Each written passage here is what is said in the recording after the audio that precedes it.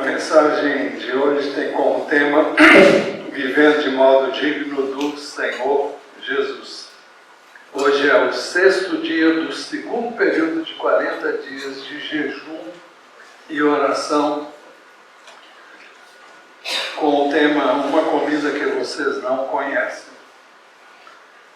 O texto básico dos 40 dias é João 4, 31b, 32 e 34, onde lemos assim: os discípulos pediam a Jesus dizendo: Mestre, coma.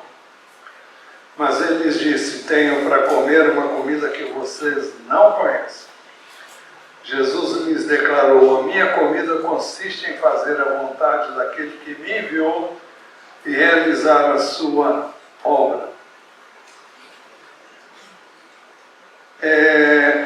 Conta-se que uma mãe passou uma noite em claro, cuidando do filho pequeno, que estava com febre alta. E só quando o filho melhorou, já pela manhã, ela percebeu que estava com fome, não tinha se alimentado adequadamente, e ela nem havia notado isso, senão quando ela respirou aliviada. O amor pelo filho foi mais forte do que a necessidade dela de comer. E Jesus chegou àquele lugar cansado e possivelmente com fome, não sei, mas ele disse: eu tenho uma comida que vocês não conhecem. E a comida dele era fazer a vontade do Pai. Quando amamos a Deus de verdade, obedecer a Ele deixa de ser um peso e vira alimento. Quem se alimenta da vontade de Deus vive numa outra dimensão.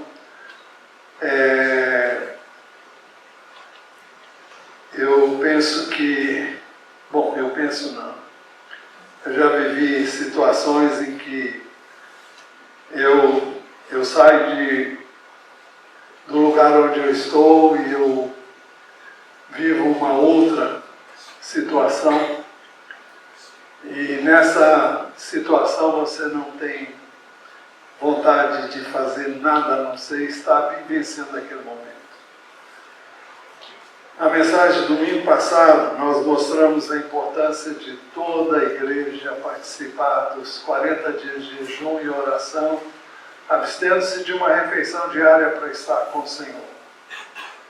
Destacamos a importância da unidade, de estarmos caminhando juntos, porque se não o fizermos, nós não chegaremos a lugar nenhum.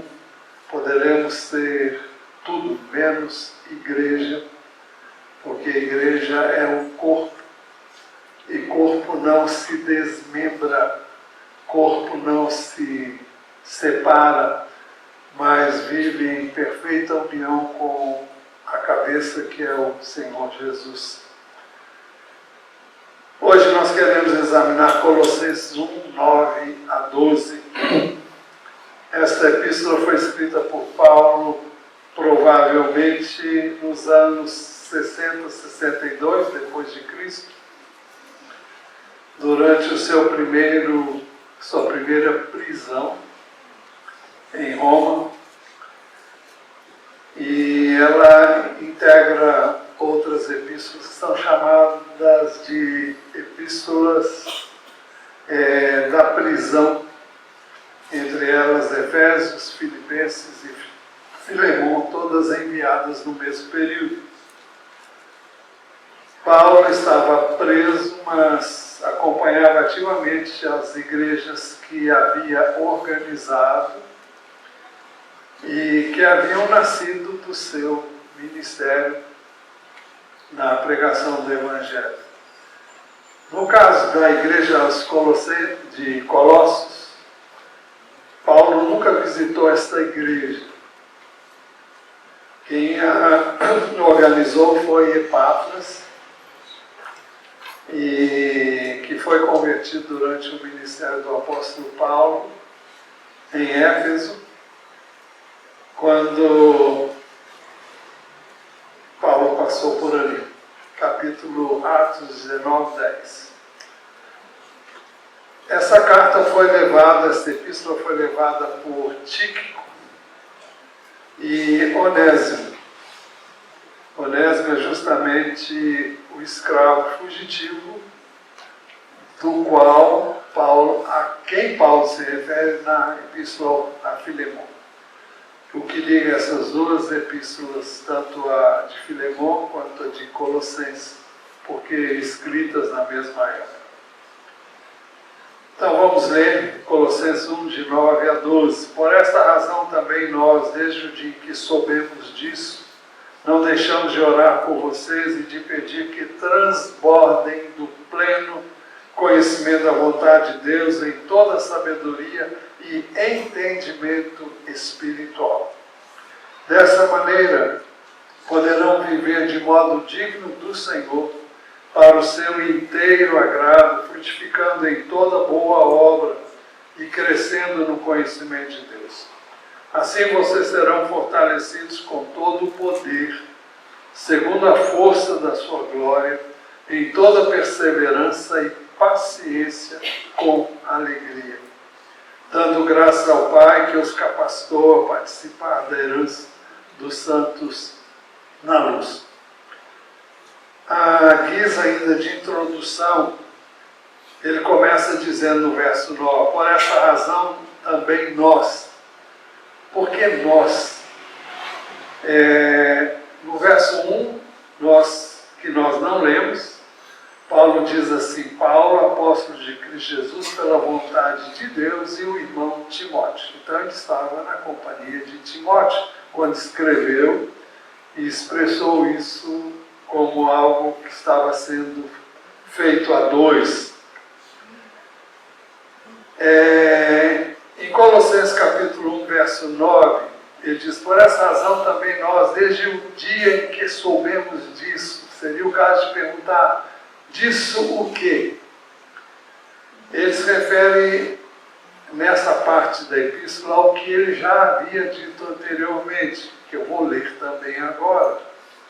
Colossenses 1, 3 a 8. Ele disse, damos sempre graças a Deus, Pai de nosso Senhor Jesus Cristo, quando oramos por vocês.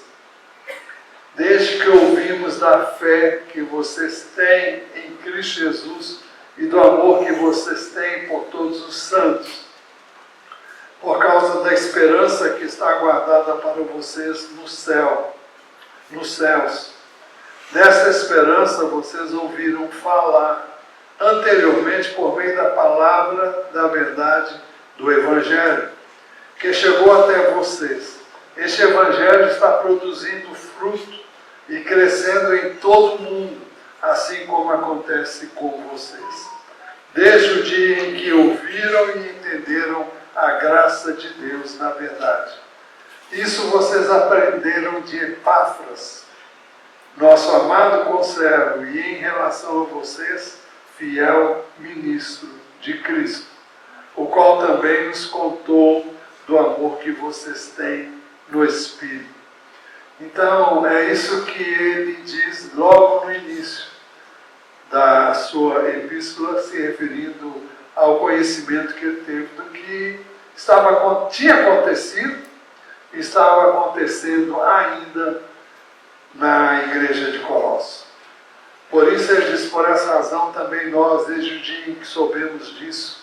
Então a pergunta que fazemos é o que Paulo fez quando soube o que estava acontecendo em Colossos. Queremos ver isso fazendo 3 destaques principais nesse trecho das Escrituras. Primeiro destaque, Paulo sabia que devia orar pela igreja de Colossos e nós devemos orar pela nossa igreja. Que isso seja um estímulo para que nós entendamos a importância de estarmos orando pela igreja. Colossenses 1:9, a última parte até o verso 12, Aliás, não, só o 9. Essa referência ali está errada. É só o 9. Por essa razão também nós, desde o dia em que soubemos disso, não deixamos de orar por vocês e de pedir que transbordem do pleno conhecimento da vontade de Deus em toda a sabedoria e entendimento espiritual. Desde o dia em que soubemos disso, não deixamos de orar por vocês. Aparentemente estava tudo bem com a igreja de Colossos, mas isso não significava que eles já fossem perfeitos. E por isso ele pede que eles transbordem do pleno conhecimento da vontade de Deus. A pergunta é: como podemos conhecer a vontade de Deus?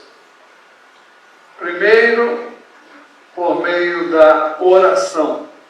Por isso Paulo orava pelos colossenses com esse propósito. Por essa razão também nós, desde o dia que soubemos disso, não deixamos de orar por vocês e de pedir que transbordem do pleno conhecimento da vontade de Deus em toda sabedoria e entendimento espiritual. Quando nós oramos pedindo a Deus para conhecermos a vontade dele, Ele não nos deixará sem resposta. Principalmente através dos seguintes meios. Nós vamos citar aqui alguns meios que nós já vimos na escola bíblica dominical recentemente, porque estamos estudando sobre o Espírito Santo, e entre as lições nós vimos que como Deus nos guia através do seu Espírito, não é? Então, como podemos conhecer a vontade de Deus? Segundo, por meio das Escrituras. Escrituras sagradas, que é a palavra de Deus.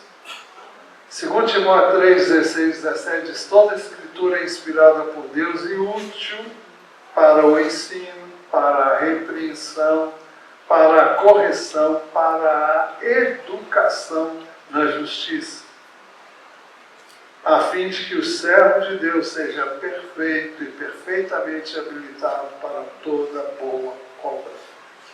Nada se compara ao ensino das Escrituras, porque são nas Escrituras, é na palavra de Deus, é na Bíblia que nós vamos encontrar a vontade de Deus expressa de maneira bem clara. Isso também nos leva a entender que o Espírito de Deus é o autor das Escrituras. Poderia citar aqui o apóstolo Pedro, que diz que nenhuma parte das Escrituras procedeu. Deixa eu ver se eu acho aqui, 1 de Pedro.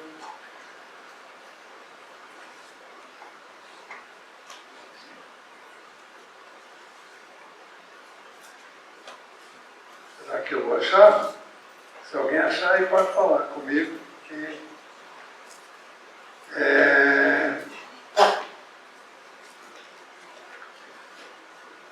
talvez tenha sido melhor eu nem citar o texto. Eu acho que é 2 de Pedro. Deixa eu ver se é a segunda.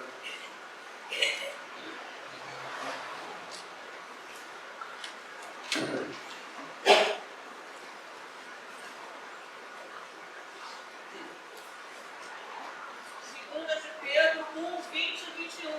Tá, estou chegando lá.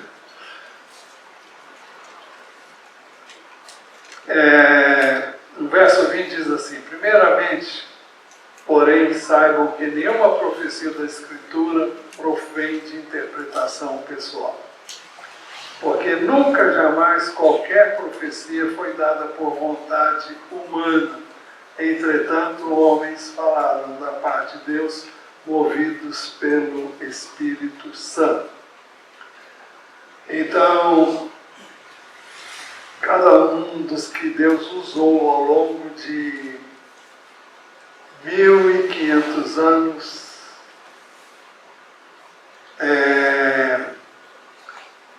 não foi por movidos pelo Espírito de Deus. É interessante, eu ontem vi um vídeo, eu não sei se mandei esse vídeo para vocês, acho que mandei, que fala de uma IA do Musk, como é que é o nome dele? É um homem cheio da nota. Como é que é? Elon Musk. E ele tem a IA dele, ele procurou pesquisar através da IA o que ele pensava encontrar os erros da Bíblia. E ele encontrou o contrário. A maneira como cada livro tem a sua conexão uns com os outros e como tem linguagem que a gente não vê, porque os números, todos os livros têm uma característica que nos remetem para Deus. E se eu não mandei, eu vou mandar, mas eu acho que eu mandei. A questão é que muita gente já está cansada de tanto vídeo que a gente manda, né? Mas, então, são evidências científicas e também através dessa análise que foi feita pela IA dele, eu acho que é Grok, exato. E ele obteve essas informações que o surpreenderam. Mas como podemos conhecer? Primeiro, através da oração, depois através da palavra de Deus, em terceiro lugar, por meio do testemunho do Espírito de Deus no nosso Espírito. Não vou entrar em detalhes, porque já vimos isso aqui e isso necessita mais apuro. Mas Romanos 8,14 diz: pois todos que são guiados pelo Espírito de Deus são filhos de Deus. Ou seja, os filhos de Deus, por crerem em Jesus, são guiados pelo Espírito de Deus. E através dessa direção, nós não vamos receber nenhuma direção diferente daquela que nós encontramos nas Escrituras. Mas essa direção vai confirmar aquilo que nós já aprendemos nas Escrituras. Vai dar mais segurança, vai dar mais firmeza naquilo que nós queremos saber. Romanos 8,16 diz que o próprio Espírito, o Espírito de Deus, confirma, dá testemunho ao nosso Espírito que somos filhos de Deus. E Jesus diz: quando porém vier o Consolador, que eu enviarei a vocês da parte do Pai, o Espírito da verdade, que dele procede, esse dará testemunho de mim. Então é um testemunho interior. Você não ouve nenhuma palavra, simplesmente de repente você sabe. Você sabe o que precisava saber e que Deus quer que você saiba. Sem palavras, sem nada. É algo que simplesmente você sabe, no seu espírito. Isso lhe dá paz, certeza de que foi o Senhor quem falou com você, sem que você tivesse ouvido uma única palavra. Como podemos conhecer a vontade de Deus? Em quarto lugar, por meio da voz da nossa consciência. É um meio seguro, sim, se nós já nascemos de novo. Se fomos regenerados pelo Espírito de Deus, é uma voz que podemos confiar. Por quê? Porque a Bíblia diz claramente que nós somos perfeitos depois que cremos em Jesus no nosso espírito. Nós habitamos num corpo que é corruptível, que ainda tem as mesmas tendências que todo ser humano tem, e cabe a nós renovar a nossa mente, como queremos ver ainda melhor já já. Romanos 9:1 diz: digo a verdade em Cristo, não minto, e a minha consciência confirma isso por meio do Espírito Santo. Quem habita no meu Espírito é o Espírito de Deus. Se você tem Cristo, quem habita no seu Espírito é o Espírito de Deus. Então, se você fizer algo que não é para ser feito, você vai sentir e não vai ficar em paz. Primeira coisa que você perde é a paz.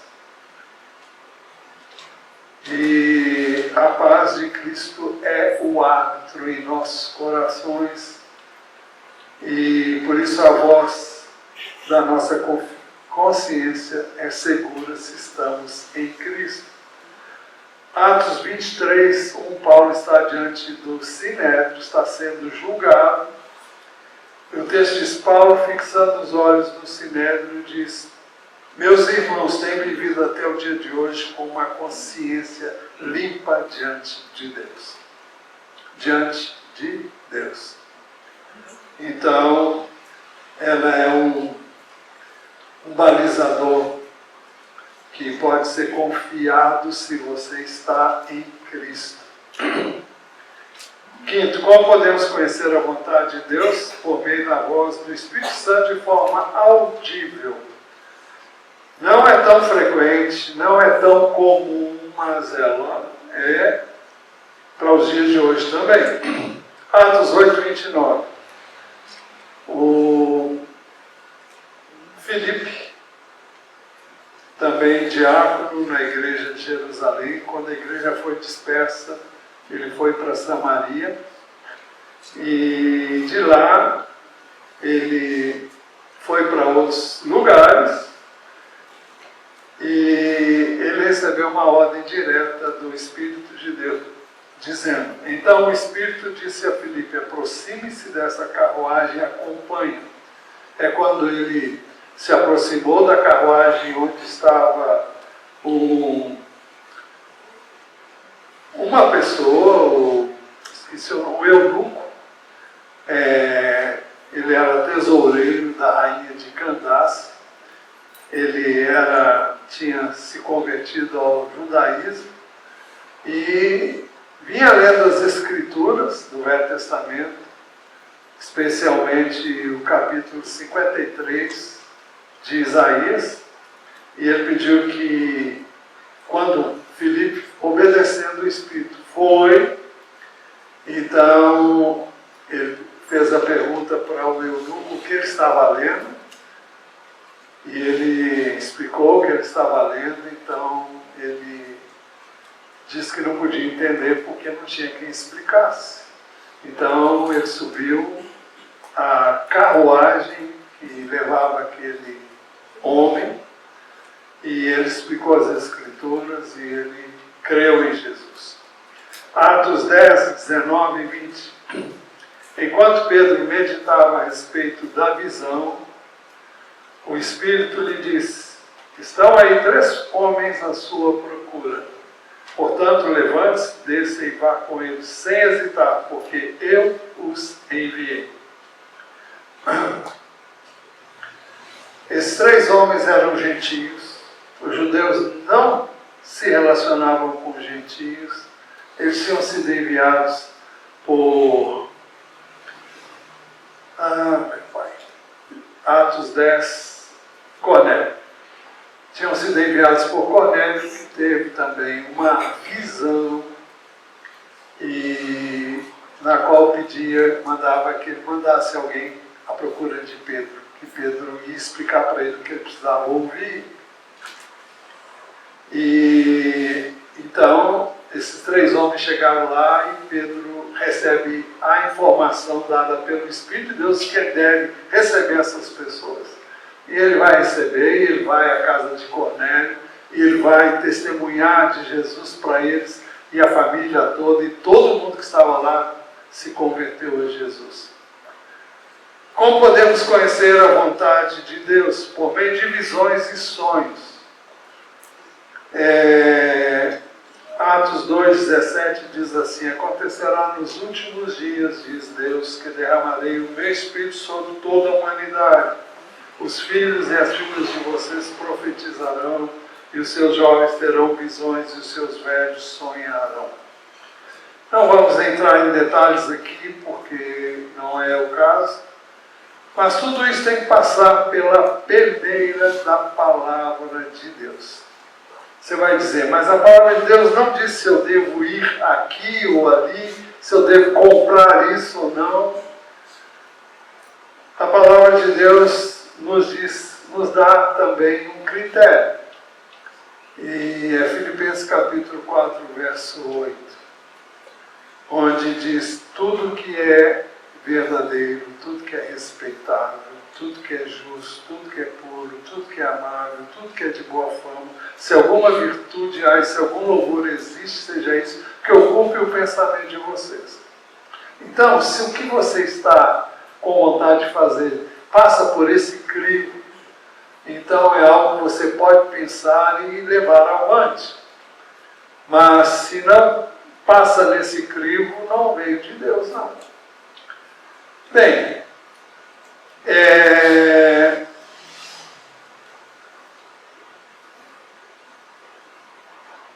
o texto diz que nós estamos examinando de Colossenses, diz assim: não deixamos de orar por vocês e de pedir que transbordem do pleno conhecimento da vontade de Deus em toda a sabedoria e entendimento espiritual. Eu disse que no seu espírito você é perfeito, mas a sua mente foi alimentada,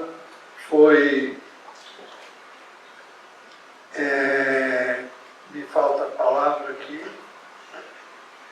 eu ia dizer configurada, mas não, foi programada ao longo de toda a sua existência, desde a sua infância, por informações que eu e você recebemos, desde a infância, através dos pais, através de parentes, e pessoas que influenciaram a nossa maneira de ser, como seres humanos sobre a Terra, professores, colegas, amigos, algumas boas, outras más. E como é que o maior obstáculo à vontade de Deus em nós não vem do espírito do ser humano onde habita o Espírito de Deus? Para que a vontade de Deus possa expressar-se, nós precisamos ter a nossa mente renovada, para que ela não seja um empecilho, para que nós não façamos o que devemos fazer. Nós temos frustrações, nós temos decepções, nós temos traumas, nós temos mil coisas que vivenciamos em toda a nossa vida. Alguns fazem com que nós temos um pé atrás com relação a certas coisas, e isso se refere a tudo, alguns medos, alguma insegurança e tantas coisas que nós temos que bloqueiam e impedem que a vida do Senhor em nós se manifeste com toda a sua plenitude. Então é preciso que a nossa mente seja renovada. Não se trata de lavagem cerebral, que isso não muda a vida de ninguém, não. A mudança de mente se dá quando entendemos as Escrituras com a sabedoria e o entendimento espiritual que só o Espírito de Deus nos dá. Vocês viram que o apóstolo disse, ele disse que pedia que eles transbordassem do pleno conhecimento da vontade de Deus em toda a sabedoria e entendimento espiritual. Não é o entendimento intelectual.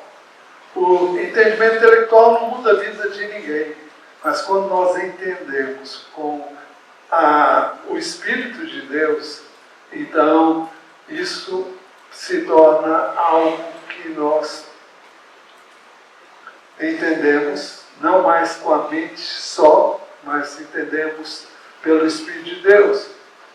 E isso traz mudanças, traz transformações, que só quando nossa mente é renovada pela palavra pode ocorrer em nós.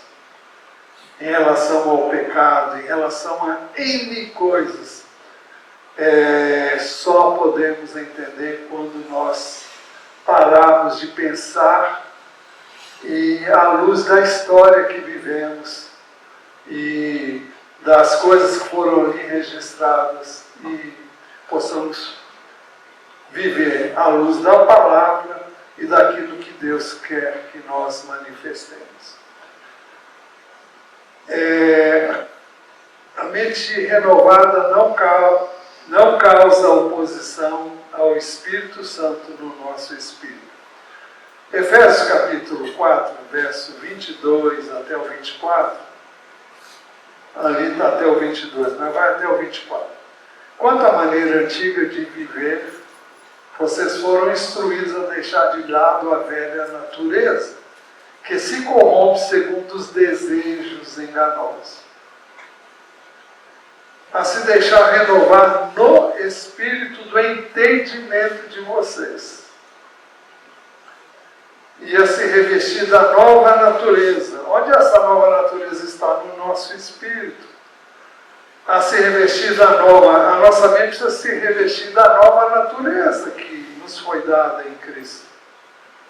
O texto diz, a se revestir da nova natureza criada segundo Deus, em justiça, retidão, procedente da verdade. É isso que Deus fez em nós, quando nós nascemos de novo. Agora, isso tem que... a mente precisa ser renovada. Não basta você saber que tem que mudar.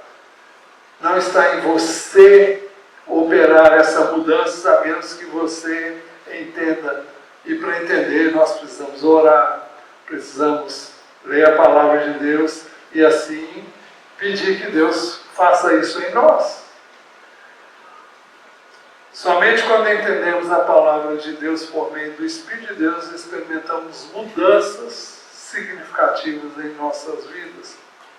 Por isso que Romanos 12, 1 e 2 dizem assim: portanto, irmãos, pelas misericórdias de Deus, peço que ofereçam o seu corpo como sacrifício vivo, santo e agradável a Deus.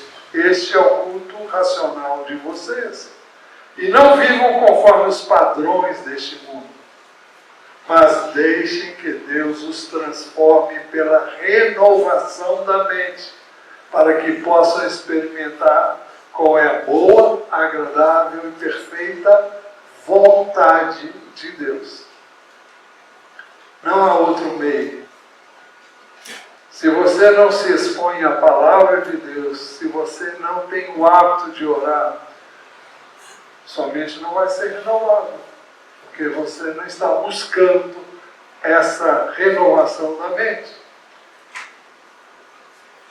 Por isso Paulo orava pelos cristãos de Colossos.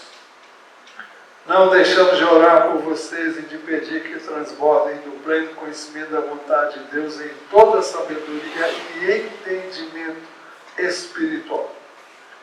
Por que isso era importante para os colossenses e também para nós? Aí vem o segundo destaque. Porque Paulo sabia que devia orar pela igreja de Colossos e nós, pela nossa igreja, para que vivamos de modo digno do Senhor.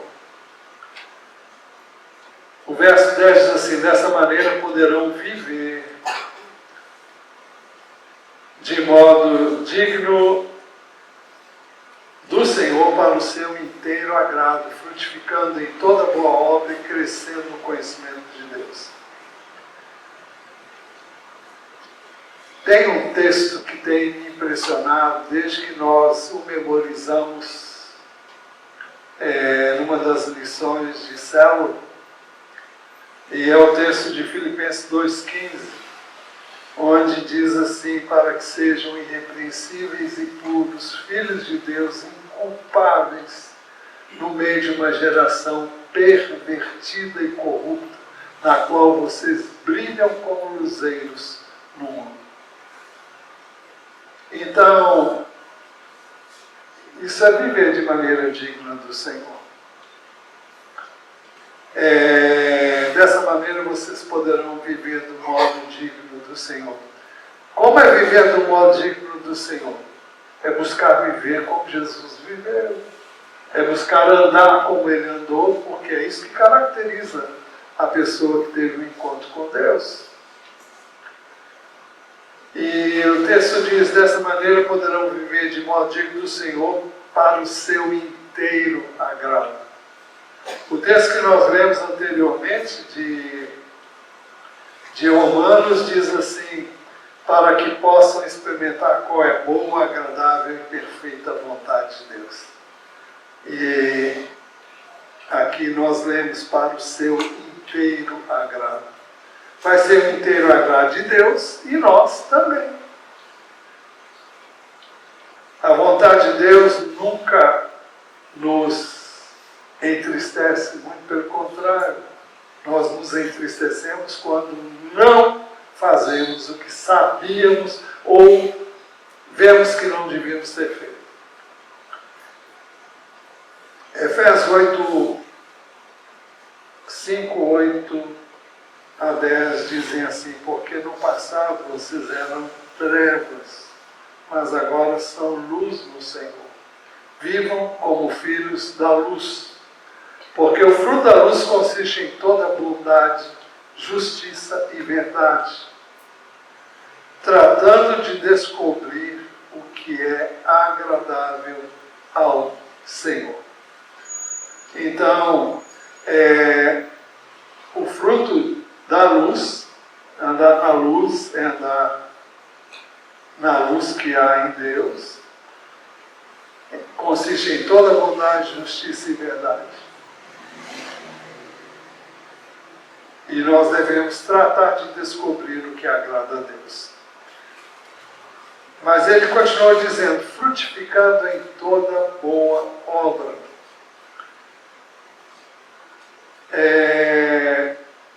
O que significa isso?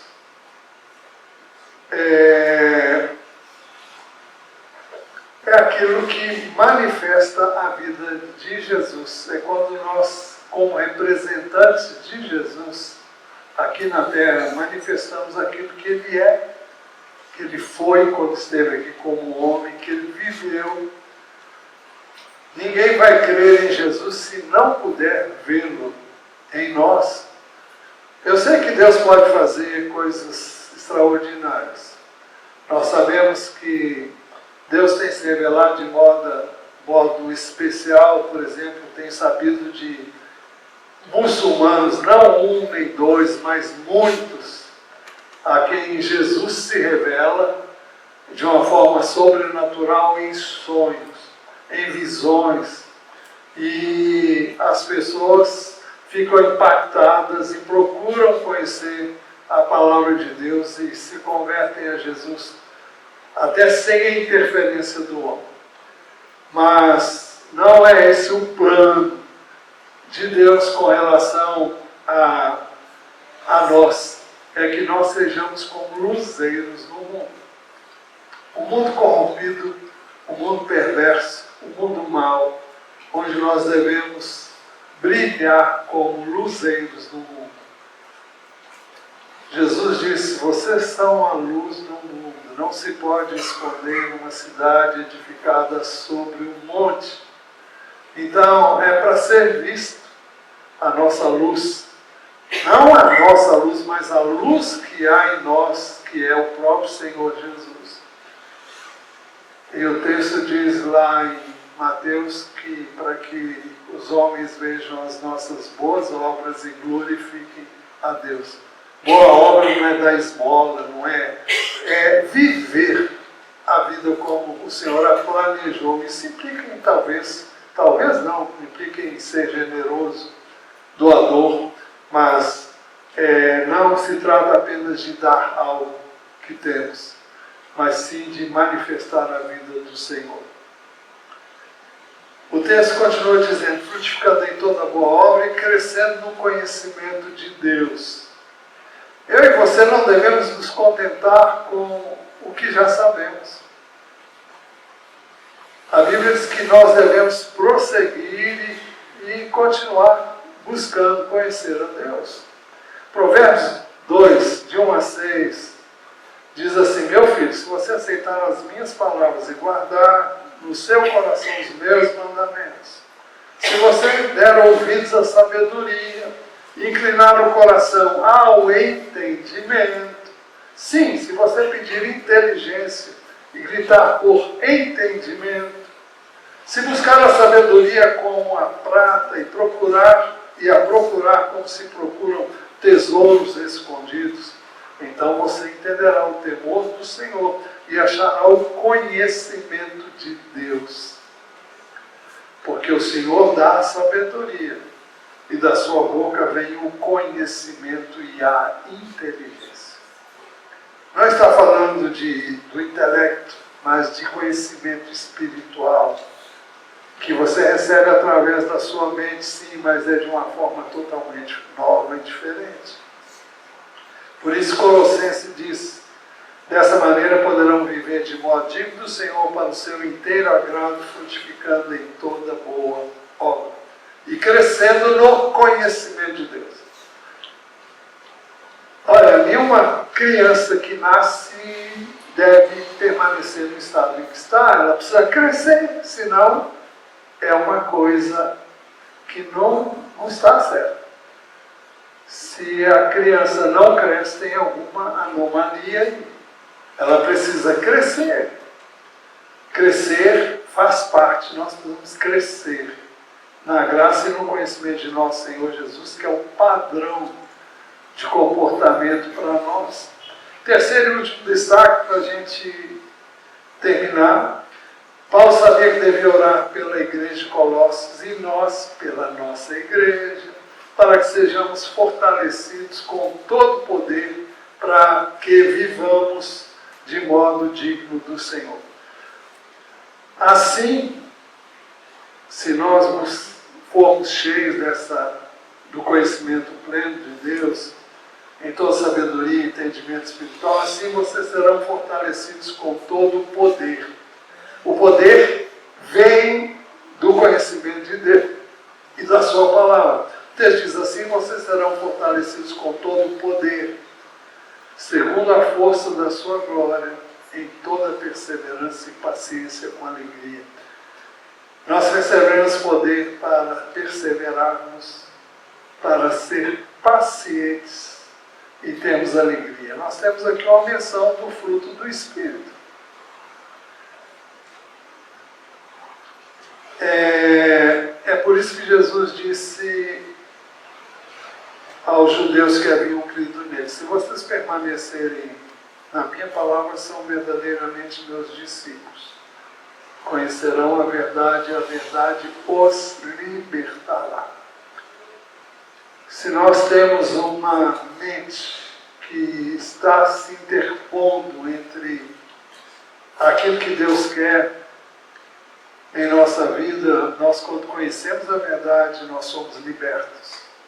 São como algemas que uma vez quebradas, nos tornam livres.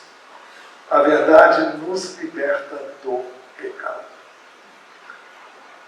Nos liberta de toda prática iníqua, perversa, má.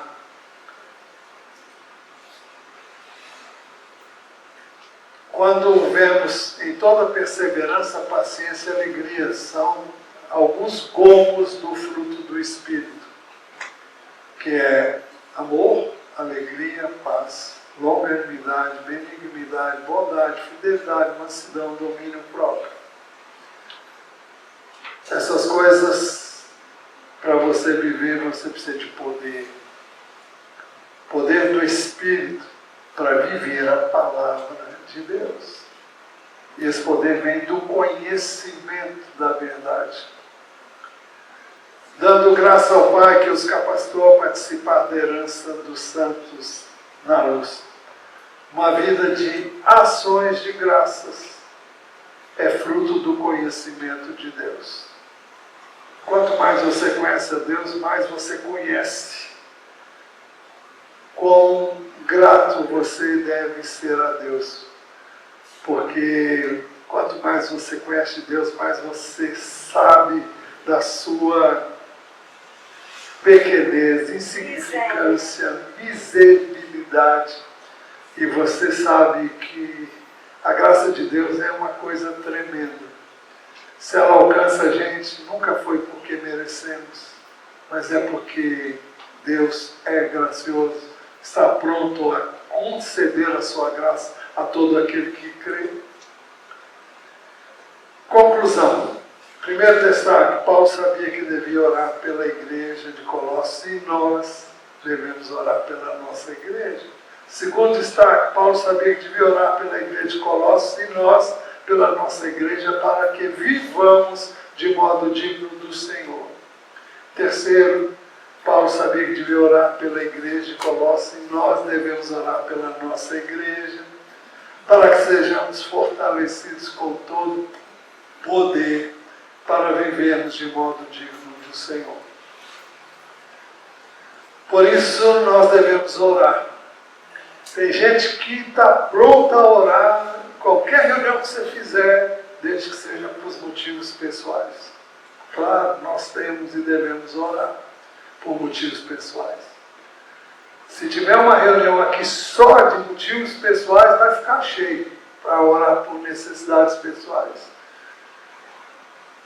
Mas orar pela igreja é orar por você, é orar por suas necessidades pessoais. Suas necessidades pessoais não são só físicas, materiais, elas são sobretudo espirituais. Amém. Jesus diz que nós devemos buscar primeiro o reino e todas as demais coisas serão acrescentadas. Busque em primeiro lugar o reino de Deus e a sua justiça, e todas as demais coisas, e todas estas coisas que Jesus citou, que é comida, bebida, vestuário, serão acrescentadas.